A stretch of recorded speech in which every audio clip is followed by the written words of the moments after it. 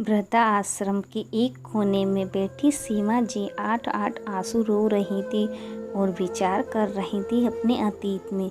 जब शादी होकर ससुराल गई तब सासू ने कितना लाड़ लड़ाया था। बेटी से भी ज़्यादा हर वक्त उनकी जुबान पर सीमा सीमा होता था। सीमा ये खा ले, सीमा ये पहन ले, सीमा देख ये साड़ी लाई हूँ मैं, सीमा गहना लाई हूँ मैं। पर उसने क्या किया? ससुर के स्वर्गवासी होते ही पहले सब कुछ धोखे से अपने नाम कराया और फिर सास की रोटी तक उस पर भारी पड़ने लगी थी। देखो, अब मुझसे ना होता तुम्हारी माँ का, इन्हें गांव भेज दो वरना मैं चली यहाँ से। आखिरकार उसने पति राजेश को अपना फैसला सुना दिया। पर सीमा, गांव में माँ की देखभाल कौन करेगा? तू खुद सोच, फिर तुझे माँ से दिक्कत क्या है? अब तो सारी जायदाद भी तेरे नाम है माँ की।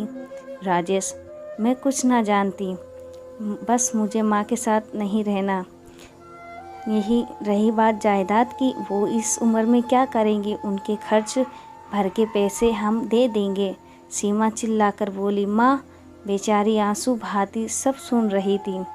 उन्होंने बेटे को बुलाकर खुद से कह दिया, बेटा यहाँ शहर में मन कौन लगता मेरा, तू मोहे गांव छोड़ा। बेटा समझ गया, माँ सब सुन चुकी हैं। उसने माँ को रोकने का बहुत प्रयास किया पर वो ना रुकी। पोता आदित्य जाती हुई दादी के कदमों से लिपट रो पड़ा। पर दादी तो मानो निर्मोही हो गई, यूं कहो बेटे की गृहस्थी बचाने के लिए निर्मोही बन गई।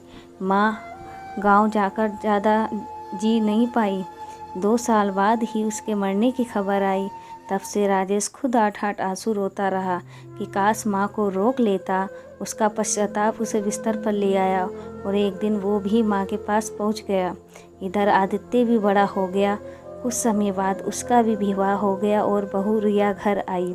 रिया ने आदित्य के साथ मिलकर ससुर के व्यापार को संभालना शुरू कर दिया और धीरे धीरे सास से सब अपने नाम कराती चली गई और एक दिन उसे वृद्धा आश्रम का रास्ता दिखा दिया। बेटा आदित्य भी पत्नी के साथ था, क्योंकि उसने अपनी माँ को भी तो यही करते देखा था। सीमा जी वृद्धा आश्रम पहुँची तब उन्हें एहसास हुआ कि उन्होंने खुद अपने लिए बबूल का पेड़ बोया है तो उस पर आम कैसे उग सकते हैं। यही सोच सोच कर वो पश्चाताप की आग में जलती रहती है और अपनी दिव्यांगत सास और पति से माफ़ी मांगती रहती। दोस्तों, हमेशा याद रखें, अगर कोई हमारे साथ अच्छा करता है तो हमें भी उसके साथ वैसा ही व्यवहार करना चाहिए। अगर हम किसी के साथ बुरा व्यवहार करते हैं तो हमारे साथ भी वैसा ही होता है।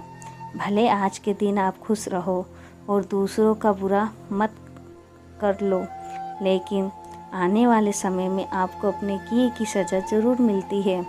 इसलिए दोस्तों, जैसा सीमा ने किया है वैसा आप किसी के साथ मत करना। अपने माँ बाप की इज्जत करें और अपने घर को स्वर्ग बनाएं। कहानी पसंद आई है तो लाइक करें और चैनल पर पहली बार आए हैं तो सब्सक्राइब ज़रूर करें। धन्यवाद।